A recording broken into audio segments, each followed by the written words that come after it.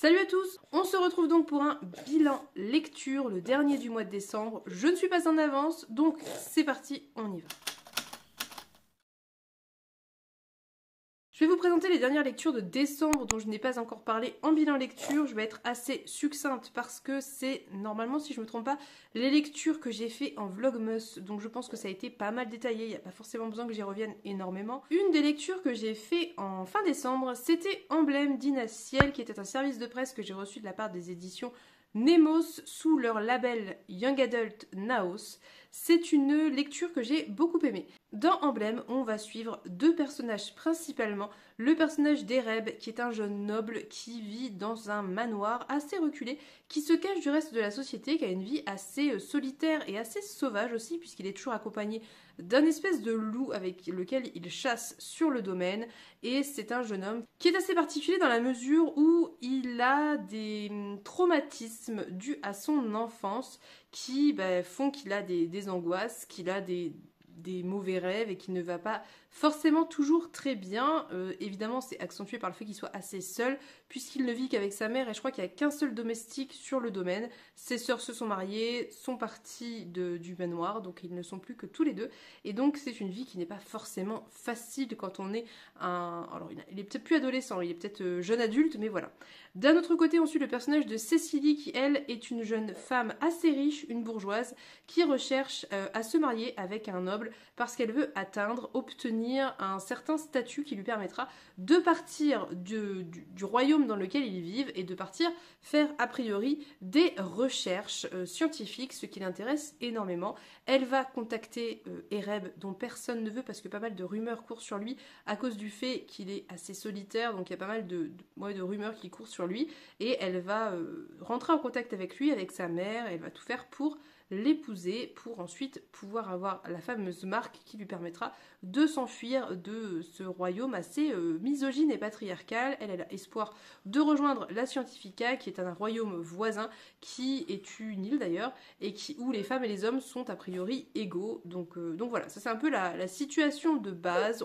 On va tranquillement rencontrer ces deux personnages, voir la situation s'installer et évoluer. J'ai beaucoup aimé le fait que les personnages ne soient pas trop stéréotypés, pas trop clichés young adult. C'est-à-dire que Cécilie, elle a clairement des ambitions et elle fait ce qu'il faut pour réaliser ses rêves, ses envies, ses ambitions.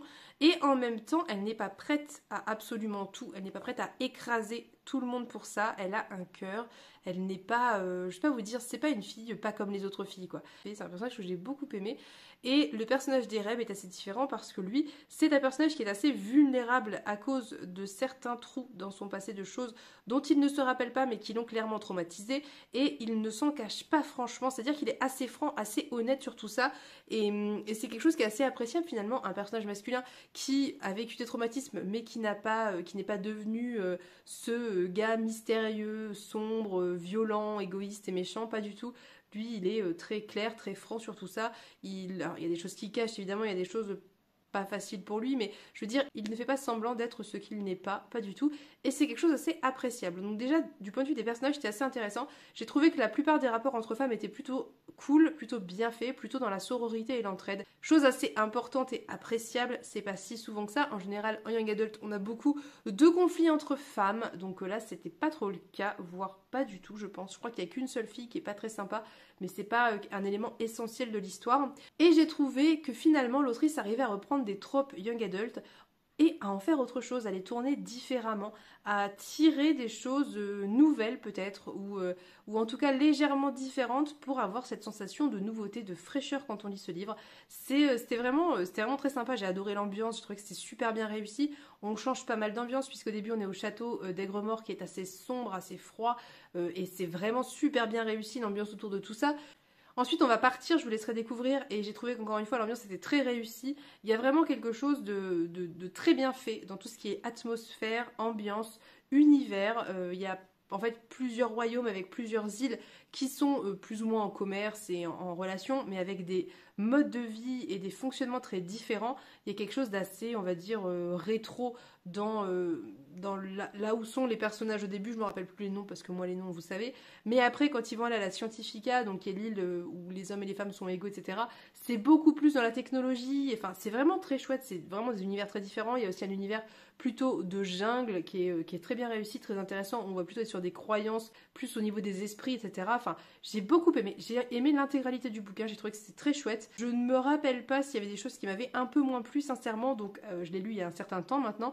S'il y a des choses qui m'avaient moins plu sur le moment, ça ne m'a pas marqué. Je crois que finalement, la seule chose que j'avais trouvé peut-être un petit peu moins bien, mais bon, ça reste très relatif. Il me semble, c'est qu'on sautait pas mal d'épisode en épisode, et des fois c'était assez rapide, mais ça reste vraiment assez anecdotique, parce que dans l'ensemble c'était vraiment très chouette, c'est une lecture que j'ai beaucoup aimée. J'ai très envie de savoir la suite, j'ai très envie de savoir où ça va, on a pas mal de révélations, il y a pas mal de choses assez étonnantes, je me suis totalement laissée surprendre par certains aspects du récit, par certains rebondissements, et c'est pas si souvent, donc j'ai vraiment apprécié cette lecture, et ça me conforte dans l'idée qu'on est capable de faire des fantasy young adult vraiment très chouettes, très intelligentes, qui abordent des thèmes importants de nos vies à nous, hein, notamment tout ce qui va être autour de la santé mentale et des angoisses. Donc voilà, très chouette lecture. La lecture suivante dont je vais vous parler, je vais le faire très rapidement parce qu'un vlog dédié a été fait pour ce livre. C'est Les étoiles brillent plus fort en hiver de Sophie Jomain, qui est donc une romance de Noël que j'ai lue en lecture commune avec The Riddler dans un vlog totalement dédié, qui a été un échec cuisant et des plus retentissants puisque j'ai détesté cette lecture. Dans Les étoiles brillent plus fort en hiver, on suit une jeune femme, dont je ne me rappelle plus le prénom, qui travaille pour quelque chose de, en gros, équivalent aux Galeries Lafayette. Elle est décoratrice, c'est la période de Noël, elle fait toute la décoration comme son patron a toujours voulu que ce soit fait, sauf que ce dit patron est décédé quelques mois plus tôt, que le fils a repris mais n'a jamais foutu les pieds aux galeries, et donc quand il débarque 2 semaines avant l'ouverture des trucs de déco machin et tout, il dit que ça va pas du tout, qu'il faut tout refaire, et donc à partir de là on suit cette histoire, c'est-à-dire l'histoire de ce patron odieux et de cette jeune femme qui a déjà fait énormément d'heures sup, qui est un petit peu au bout du rouleau, qui élève sa nièce parce que sa sœur est partie et a laissé la nièce, donc c'est elle qui s'en occupe, enfin voilà. J'ai détesté, pourquoi j'ai détesté la romance que j'ai trouvée absolument pas crédible. Les deux personnages se détestent tout du long, l'homme est odieux, et à la fin d'un seul coup ils sont ensemble, on sait pas pourquoi, parce que vraiment il n'y a rien qui justifie une relation quelconque entre ces deux personnages. J'ai détesté le comportement du patron, donc du love interest, parce que pour moi c'est un comportement de harceleur en tant qu'homme vis-à-vis d'une jeune femme, mais aussi en tant que patron vis-à-vis d'une employée. J'ai trouvé que c'était pas du tout bien de mettre ça en avant, de romantiser cette relation qui est dégueulasse, qui est malsaine. On est sur une relation d'ascendance en plus, c'est quand même son patron. Le mec se permet de venir chez elle sans son autorisation.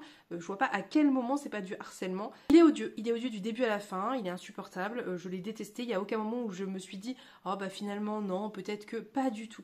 C'est vraiment ce genre de personnage, ça fonctionne pas du tout pour moi, c'est pas du tout acceptable de faire d'un personnage pareil quelqu'un de bien, en fait, quelqu'un de vu positivement, si vous voulez. Donc bref, j'ai détesté la représentation de la schizophrénie qui était extrêmement cliché, qui pour moi en tout cas montrait soit un manque de connaissances en la matière, soit une vision très négative de cette maladie. C'était pas du tout possible. J'ai pas aimé en fait, non, rien allait, j'ai tout détesté.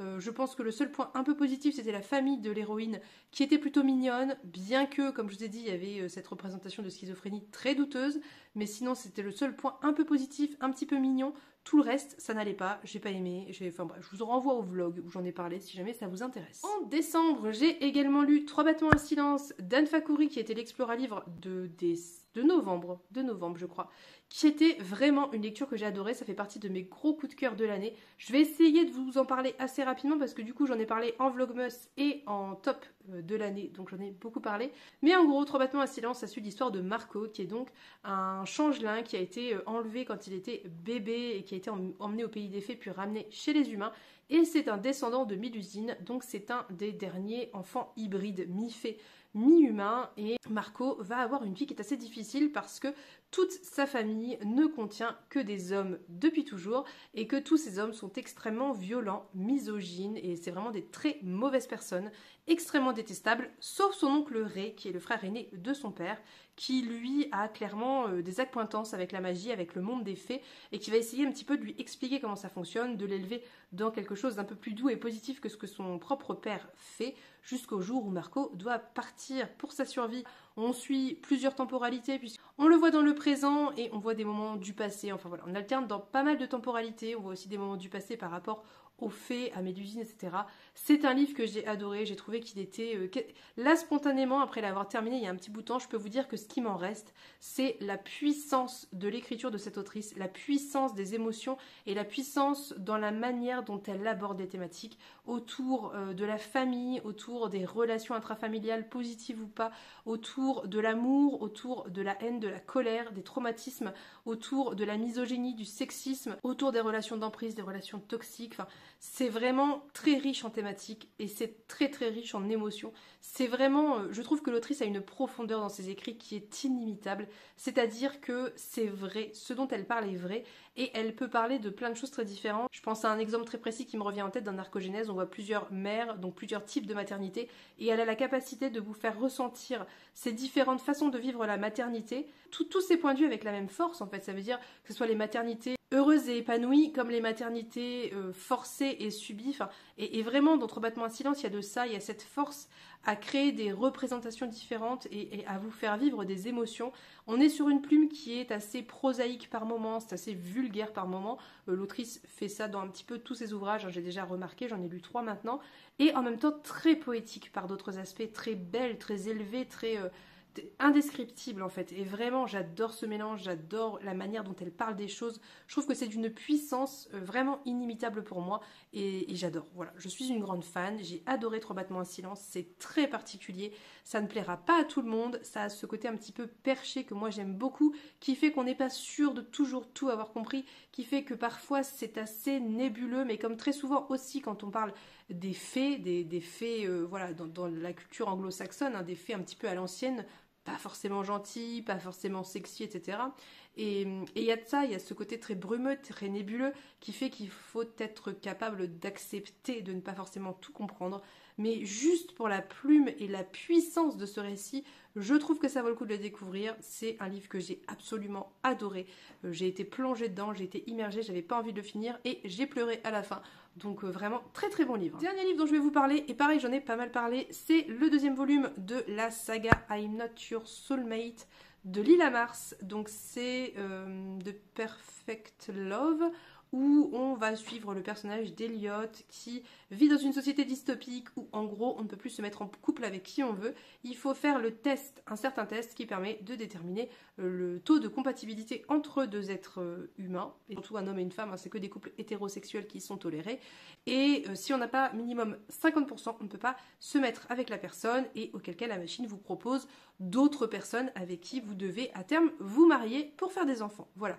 Donc on est dans un monde dystopique. Le 1er volume tournait pas mal autour du pitch de base, à savoir qu'elle est en couple depuis un certain nombre d'années avec un jeune homme, que évidemment ils ne sont pas compatibles et que quand elle va faire le test, elle est compatible à 99% avec le frère aîné de celui-ci. C'est ça le départ de l'histoire. Et c'était pas mal autour de la romance, mais il y avait un développement autour de l'aspect politique qui était très prometteur et très chouette. J'avais trouvé que c'était très sympa. J'avais bien aimé la romance. J'avais trouvé que bon, c'est pas ce que je préfère, mais ça passait bien parce que le personnage masculin était vraiment dans le consentement, dans le respect d'autrui, dans le respect du personnage. Enfin, c'était plutôt réussi, vraiment. Et je m'attendais du coup, une fois que le 1er volume se termine, à passer à un 2e volume beaucoup plus dystopique, beaucoup plus dans des questions politiques, et j'ai été largement déçue par ce volume dans la mesure où, tout en restant sympathique et lisible et pas désagréable, c'était pas du tout ça. Ça veut dire qu'au lieu de continuer sur la lancée du 1, finalement on revient en arrière et on ne fait que parler de relations, de romance. On réintroduit un triangle amoureux absolument pas nécessaire qui vraiment est pénible.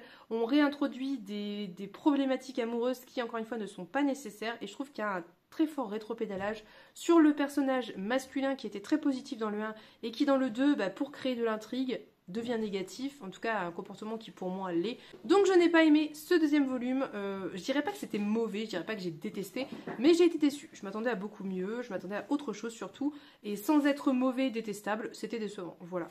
Donc je vous remettrai en barre d'infos toutes les vidéos où j'ai développé mes points de vue, j'en ai beaucoup parlé, en long, en large, en travers, donc si vous voulez en savoir plus, je vous remettrai ça en barre d'infos. Et voilà, c'est tout pour mes lectures de décembre. Enfin, nous allons passer au bilan de janvier à partir de la semaine prochaine. Sur ce, n'hésitez pas à me dire ce que vous avez pensé des lectures dont j'ai pu parler. N'hésitez pas à me dire si vous les avez lues, si vous les avez appréciées ou pas et pourquoi. En attendant, je vous souhaite à tous et toutes une très belle journée. Je vous fais de très gros bisous et on se dit à bientôt pour une prochaine vidéo. Bye bye!